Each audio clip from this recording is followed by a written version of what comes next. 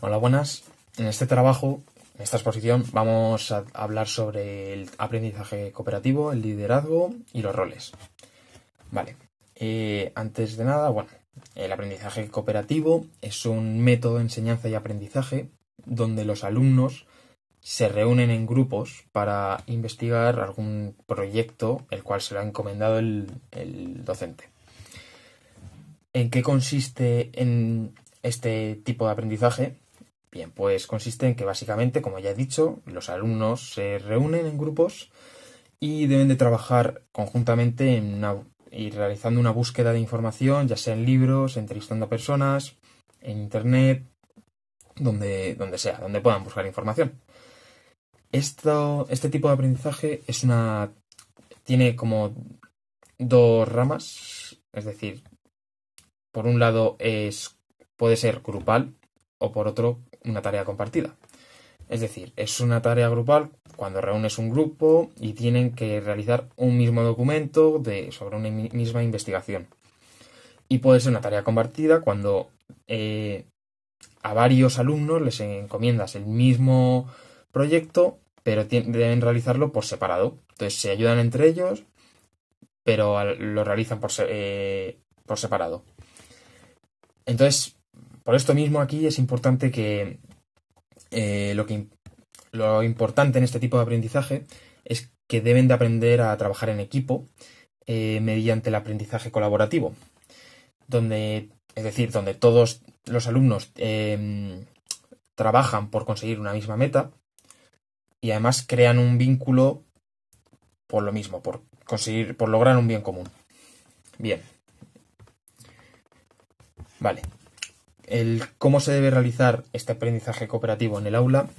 Pues primero que la guía del aprendizaje cooperativo debe estar bien estructurada, ya que es lo que les va a servir a todos los estudiantes para llevar unos pasos y realizar el proyecto.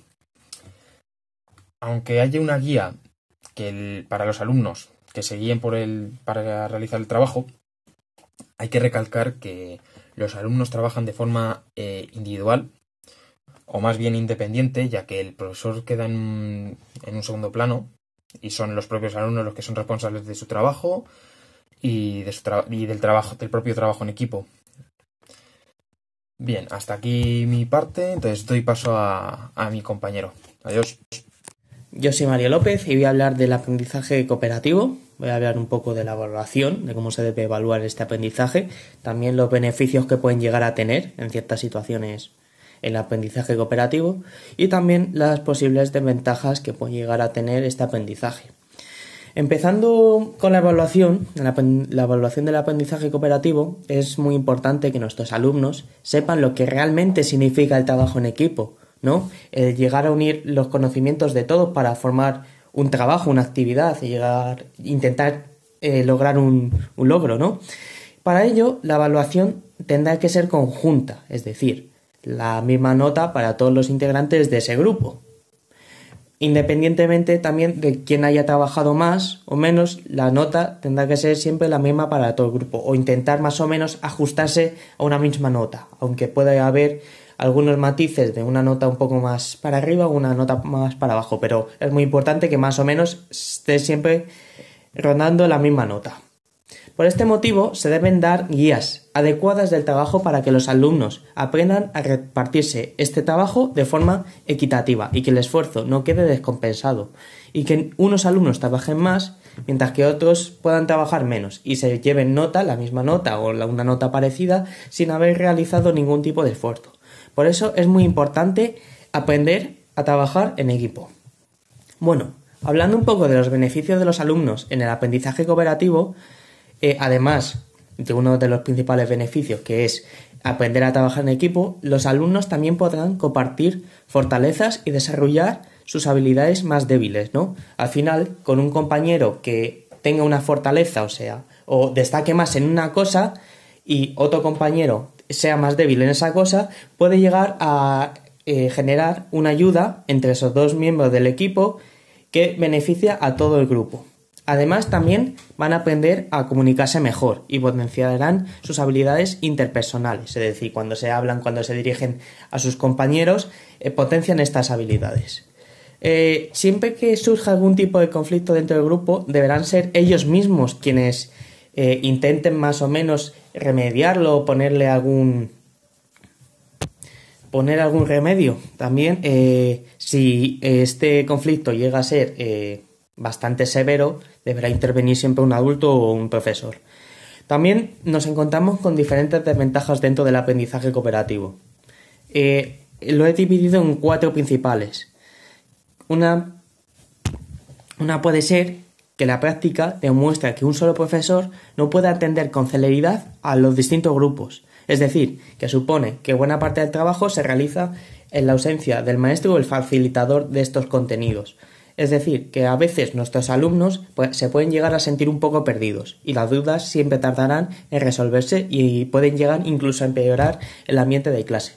Luego, como otra desventaja, tenemos que los grupos pueden presentar desequilibrios internos que es muy complicado a veces compensarlos y se suelen producir subgrupos y también el efecto líder, que el efecto líder consiste en que dentro de un grupo siempre va a tener un líder, una persona que guía a los demás, que en algunas situaciones puede llegar a ser perjudicial para el grupo.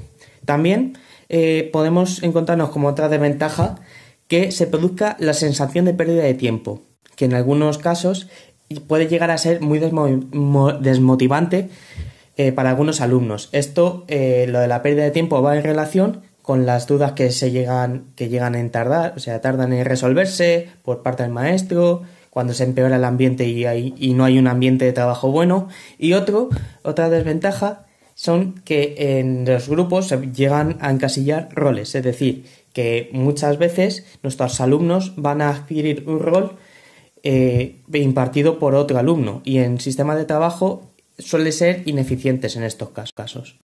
Muy buenas, yo soy Javi Sánchez Toledo y voy a explicar la parte de cómo fomentar un buen aprendizaje cooperativo en clase y distintos roles que podemos encontrar en una clase.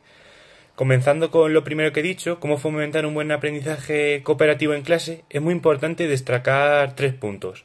El primer punto es que los alumnos en todo momento, mientras que hagan la tarea, les tenemos que motivar y fomentar una seguridad en sí mismos para que la tarea salga adelante.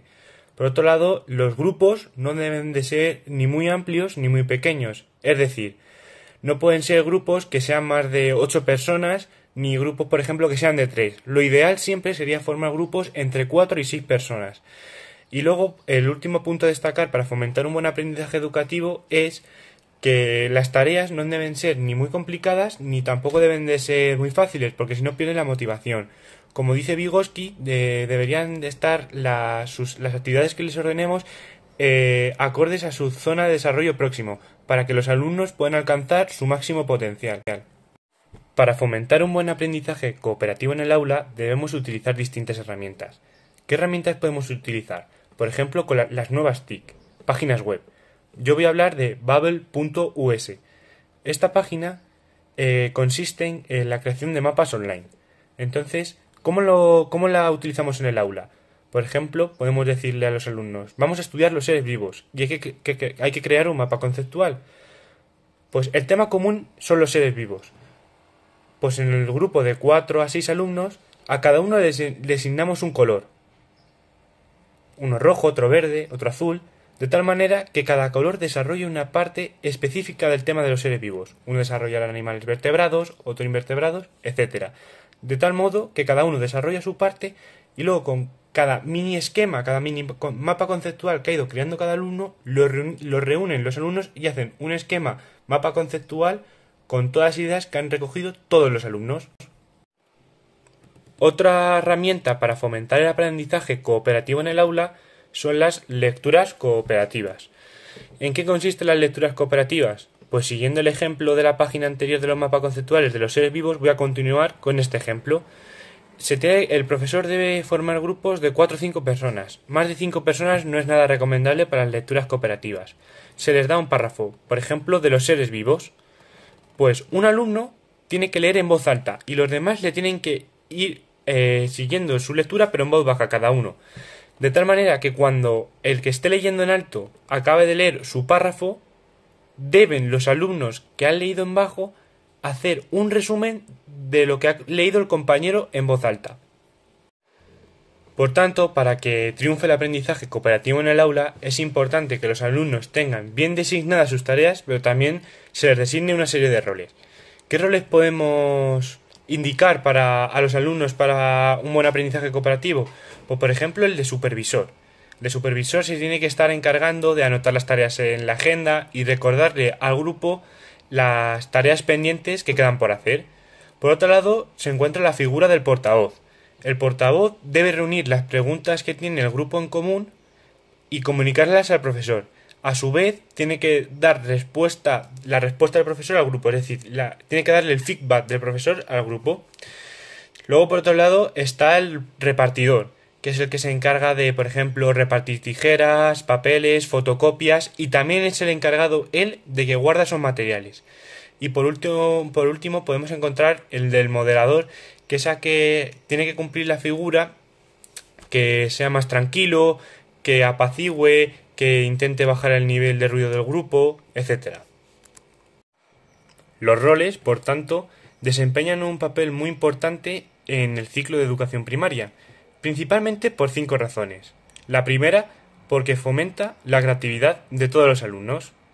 La segunda, y muy importante, favorece la resolución de problemas. La tercera, regula las emociones de todo el grupo. Estimula el desarrollo del lenguaje y, por último, desarrolla las habilidades sociales porque están en continua comunicación. El juego de roles contribuye al desarrollo integral del niño, ya que se desarrolla su personalidad, su lenguaje, su independencia, la voluntad, se comunica a los demás, se satisfacen su vida social, etc. Mucha gente entiende como el juego de roles como aquella actividad en la que los niños intentan imitar el papel de la gente adulta, de los adultos, para reflejar las acciones que realizan estos durante toda la semana. Por tanto, una duda que surge es si con los juegos fomentamos aprendizaje cooperativo y designamos roles. Sí. Es bueno que los juegos los dejemos al final de la clase y anteriormente demos clase lectiva. Uno de los juegos que podemos utilizar para fomentar el aprendizaje cooperativo es el famoso Stop. ¿En qué consiste este juego? El profesor en la pizarra digital pondrá una letra y pondrá en la pizarra distintos segmentos que hay que rellenar en el folio, como son, por ejemplo, un nombre propio, un animal, una comida o un país. El profesor tiene que decir una letra, por ejemplo, la A, nombre propio, Amaya, ciudad, Alemania, etc. De tal manera que se tienen que dividir la clase en varios grupos en no más de 4 personas. ¿Y qué roles se desarrollan en esos grupos? Pues habrá una persona que será el encargado de escribir todas las respuestas del grupo. Luego habrá otra persona que será el encargado de ser el portavoz del grupo, es decir, en darle las respuestas en voz alta al profesor. Por otro lado, otro será el encargado de, como una especie de profesor, que será el encargado de, si la respuesta ha sido correcta, marcarlo con un tic. Y por otro lado, otro alumno se encargará de la puntuación global y parcial de su grupo, de tal manera que en este juego que es el Stop se fomenta el aprendizaje cooperativo y se designan roles. Hola, buenas. Soy Carlos y yo os voy a hablar de qué es un rol y cuáles son los tipos de roles en un grupo de amigos. Los roles son modelos de conductas, posiciones de cada individuo en un conjunto de interacciones. Estos están ligados a expectativas propias y de los otros. El rol social es un concepto sociológico que hace referencia a las pautas de conducta que la sociedad impone y espera a un individuo en una situación determinada. El rol tiene la función de representar lo que somos. Los niños pueden adaptar los siguientes tipos de roles. El rol de líder. El líder es un individuo que, por medio de su modo de actuar en el grupo, hace participar a los otros en actividades por él propuestas e inventadas.